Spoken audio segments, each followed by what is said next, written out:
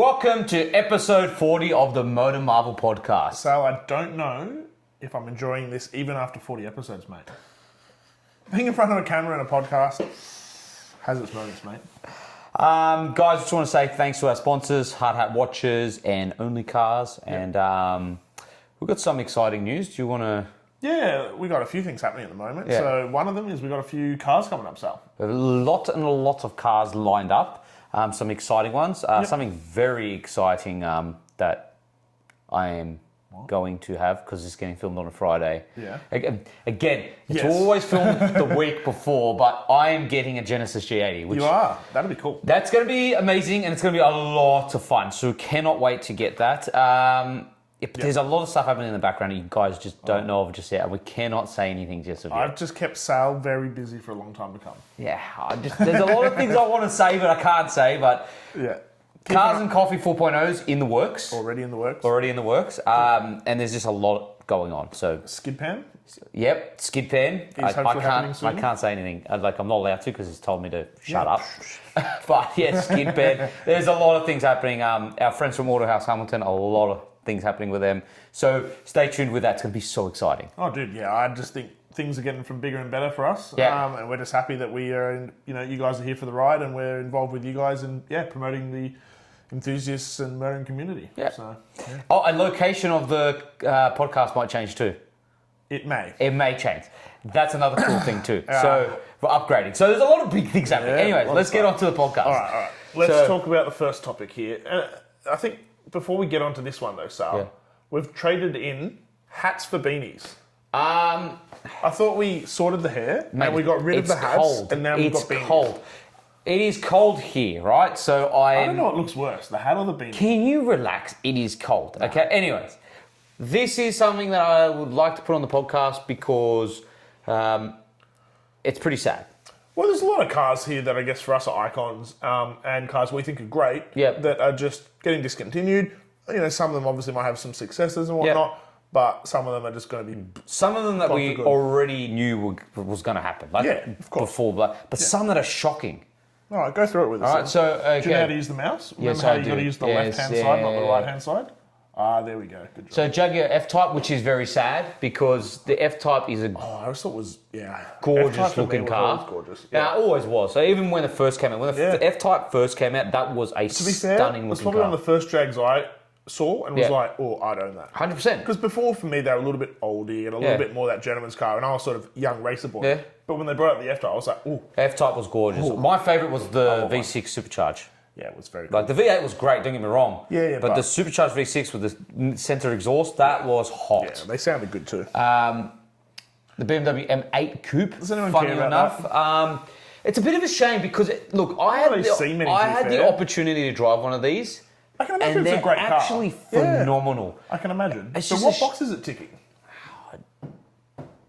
Yeah, I don't... And it's a lot of money. It is a lot of money. That's what I think. The problem was, it was a lot of money and it was like kind of in that borderline supercar kind of price tag. Exactly. And would you buy that or... Or a 911. Yeah. Or, it's not a cool car. Yeah. Just, I don't know if it was ticking that many boxes at the point. The Lexus RC F, this is sad. I feel like there's a lot of these on the road. Like you said, I love the RCF. The RCF is a sick I feel like they're a pretty popular car. Yeah, so that's interesting going to continue. Going, The LC500H. This is an underrated Lexus. This thing is absolutely gorgeous. Yeah, they are cool. It's a gorgeous looking car. And again, price tag again. Yeah, I was going to say, I think price tag was big.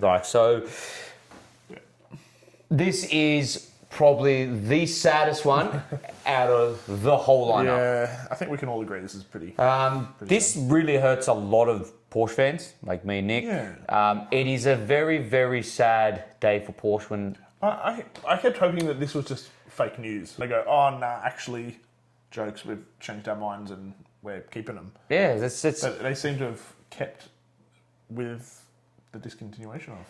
Well, they were like an entry point for people that couldn't get a 911. Yeah, and I think they've made some really fantastic models. And for me, they've only been getting better and better. Correct. And then it's just like, now they're really good. Done. It's the same as what Holden did with the Commodore.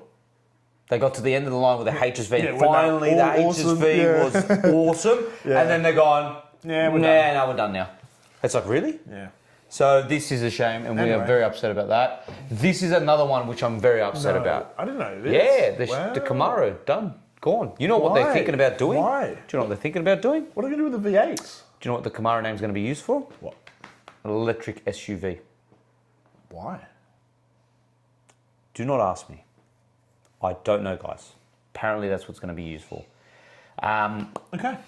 We've seen what happens when you use a name or use a platform and turn it to electric. Like it's kind of backfires, aka the Dodge, that they made the electric charger. That didn't do too well at all. No, because you can't replace a fire-breathing 6.2 litre supercharged V8 with electricity. An SUV and make it electric. Yeah. Call it a Camaro. Or this way, they're going even worse. They're turning into electric and making an SUV. Anyway, we'll see. But that's confusing. It's very sad. Yeah.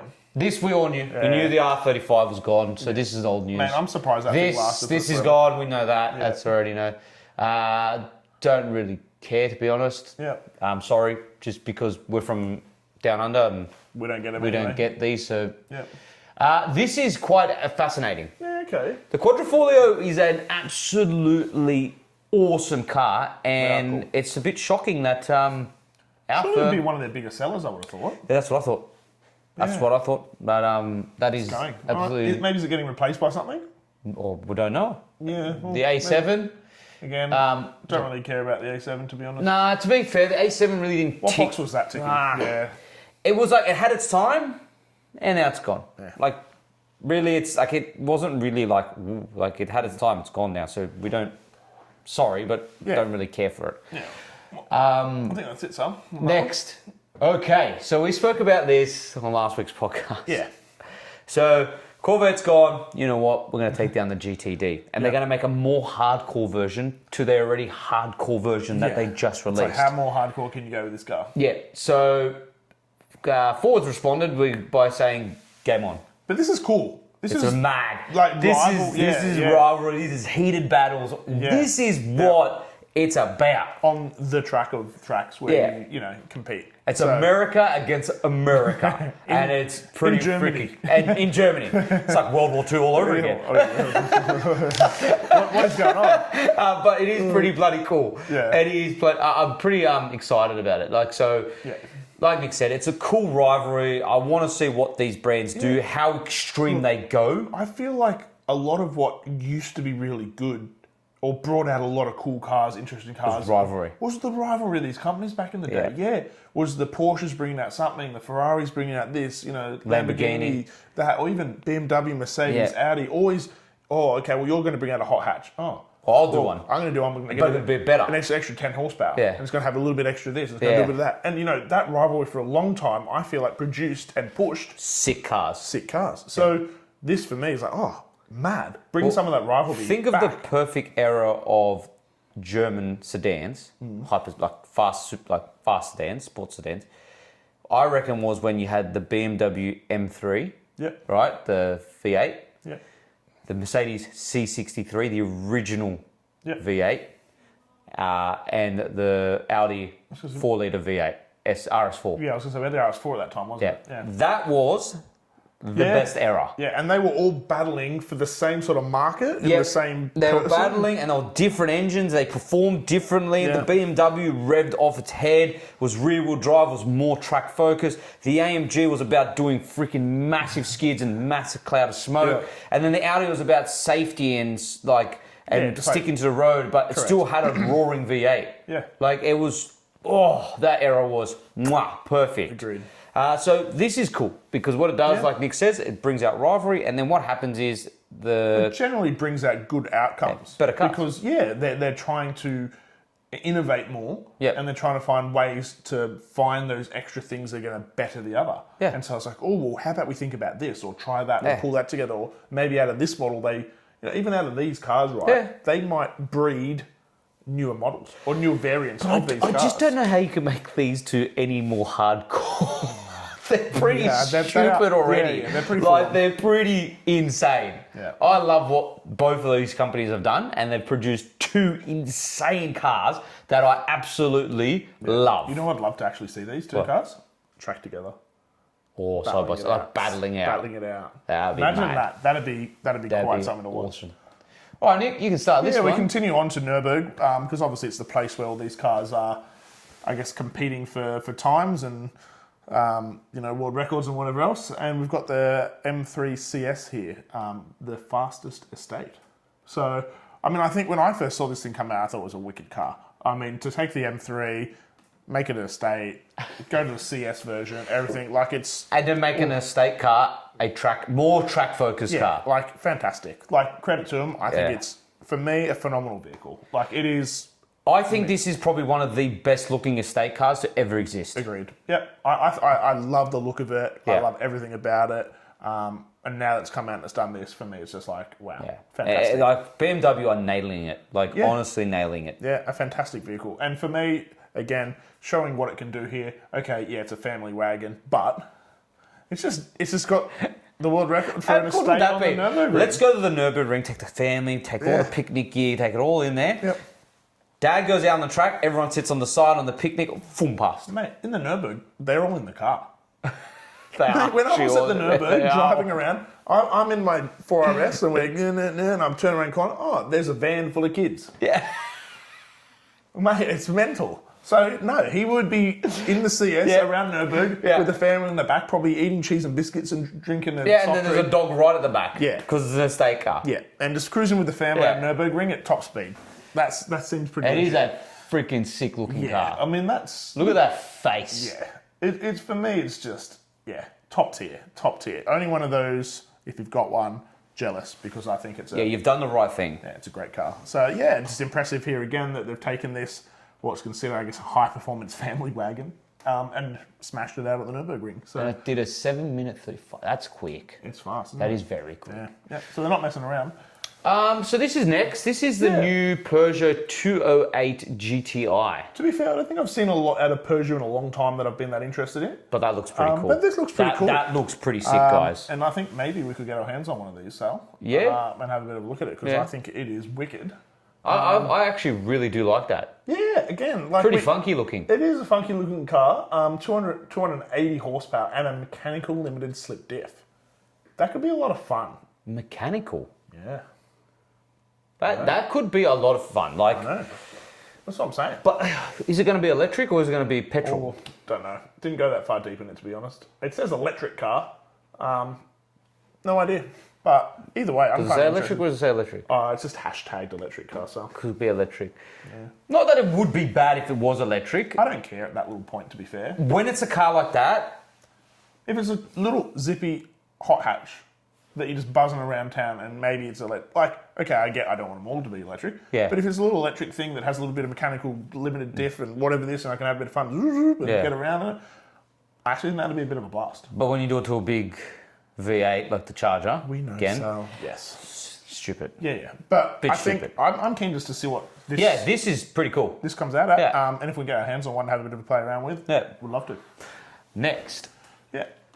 Our last topic for today, Sal, which... Hyundai. Which were like, we had a bit of a chat before about this because... We love Hyundai. Hyundai just always smashing it out of the park.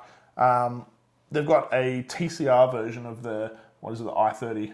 Yes, so before we talk about this, which is incredible, the TCR i30N. Yep. I think they're talking about end of this year or something from memory. Yes.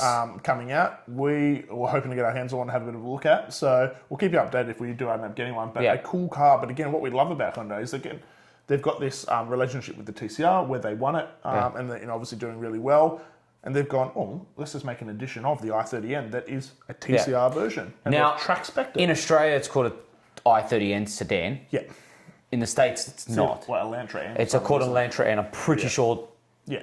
I hope we are correct on that, but down here, it's literally just an i30N sedan. Yes. And the TCR looks incredible. I'll put imagery here, so don't worry, you guys will see it. Again, I just like that they've gone, we've got an i30N sedan. And we did pretty well in the TCR. Hey, we won that. Well, why don't we just make a TCR version and sell it? I'm like, you guys are sick. They really, and it looks incredible. Yeah, it looks mad.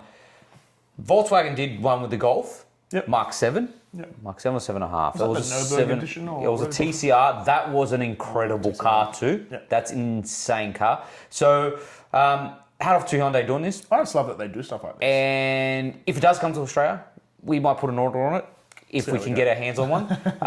But nothing has been said yet, so we don't know yet. So we know nothing of this yet. We're keeping an ear out for it and hopefully get a bit more news. We'll let you guys know as soon as we do find out, but at this present moment we have no news on it, but it is a cool looking car. Yeah, but moving on. On to this. Yeah, which I think I was blown away, dude. Yeah. So we spoke about this on one of the previous podcasts. I can't believe they're doing it. They're making this. Like, I remember looking at this car and being like, this is wild, this is sick, I love it. And they're like, hey, we're going to make them. I'm like, what? You're going to make this car? Yeah. It is crazy. It is a sick looking. There's nothing. I can't say anything bad about this thing. It just looks absolutely surely insane. It's not going to. It says going into production with about 100 to 200 units. Yeah, so it's going to be very limited batch. And it's going to be very expensive. Yeah, and it looks pretty track focused. Yeah. Looking at the interior, it looks quite. Yes. So I just don't understand. Like, if you know the story behind the Vision, right? The Envision, hydrogen powered car. Oh, was it? Is that what that was initially? Yes, it was hydrogen. But they're obviously not going to release it like that. I want to know what powertrain's going to be on this thing. Oh, surely it's a hybrid something. Are they going to hybridize it? Are they going to be electric, or are they actually going to do hydrogen? I would be surprised if it's not just a hybrid something. Look, to be fair, I don't really care what is it. No, I don't think... Because I trust Hyundai so much. I think they will no matter what they stick in this damn thing, it's going to be sick. Dude, even if they put Porsche electric car from Hyundai? Oh, Ioniq 5N. What if they put that electric... Yeah, powertrain in that. But look, we haven't even got the Ioniq 6N yet still, so it might even take over the Ioniq 5N. Wow. But Hyundai are just absolutely crushing it, and this thing just looks absolutely wicked. Yeah. And I'm just, again, gobsmacked they're putting it into production. I just hope we can get one here in Australia. Probably won't get a chance to drive one, but just to be around it. I'd love to just touch and feel one. Yeah, just to get inside of it. I'll touch and feel one. Oh, yeah. Yeah. I love a bit of a touch and feel. Nick likes touching and feeling cars. Especially the Envision 74. Yeah, come on, mate. You'd touch and feel that, wouldn't you? Give it a bit of a feel on. This Envision 74 is... Yeah. See, this is where I'm getting at. I love the fact that Hyundai's doing this. I've said it so many times, is that they're pushing boundaries when it comes to design. Oh, they're pushing boundaries with tech design, but especially design. They're not letting emissions and trying to make the cars, fuel efficient and cutting through the air efficient. Like, most cars that are being built these days are built to cut through the air really efficiently, and then they just look ugly, right? Hyundai's gone, we got to do that, yes, but let's make sure it doesn't compromise design. And you can see that with every single car they've built. I was going to say, I think their cars are ticking a lot of boxes as far as that, right? Because they are still looking good. Yep. They're looking unique and interesting. Yep. And they're also putting power plants and things in them that are, electric, hybrid, something that still takes those factors into consideration with their vehicles and what they're thinking the end user's going to want. Yeah. Like, take the Santa Fe, right? You've got the 1.6 hybrid. Yep. But what did you also get? 2 litre. And 2.5, right? Yeah. Why'd you get that? Because they think people, or they know people, are going to want to go off-roading a bit in those, or take them off, or do a bit of stuff on them. I just hope they make doing it for both. an N version of the Santa Fe. That'd be interesting to see. That would be sick. Yeah, okay. That would be sick. And look, I wouldn't put it past them. I don't think they need it, though. But I wouldn't put it past them. But what do they need it for? Because they just do that. They're they're like where I think the Germans were a long time ago, when they made cars just for the sake of it. Yeah. And making them crazy just for the sake of it. They've got this. What was that other boxy thing, remember, that we looked at? Oh, the baby, the small... Yeah. We did it on a podcast. That was a pure concept. That was a pure concept. Yeah, I know it was, but I thought this was cool to start with. Oh, yeah, true. Who knows if that will be made in production too. But yeah, that thing was even bananas too. Yeah, that's a good point. That was a good point. So, anyway. Anyway, guys, that is it for this week's episode. Thank you so much for watching. And like and subscribe. And don't forget to hit that bell icon. And we'll catch you on another episode of the MotorMarvel podcast. Just remember, guys, this is our opinions. Yeah. You can't get offended by someone else's opinion. You're entitled, but we don't care. You're entitled to your own opinion, and that is absolutely fine. But these are our opinions, and I'm sorry if it does offend you. No, right? That's fine. Don't watch. Just. It's as easy as that. Anyway, but thank you so much for watching, and thank you so much for your support, because it really does mean a lot, because it lets us create these episodes and obviously more content to obviously help you guys buy the right car, enjoy the Cars and Coffee events, enjoy our track days, enjoy everything that we're trying to obviously embrace in the car community. Yep. So thank you so much. Thanks for watching. Catch you soon.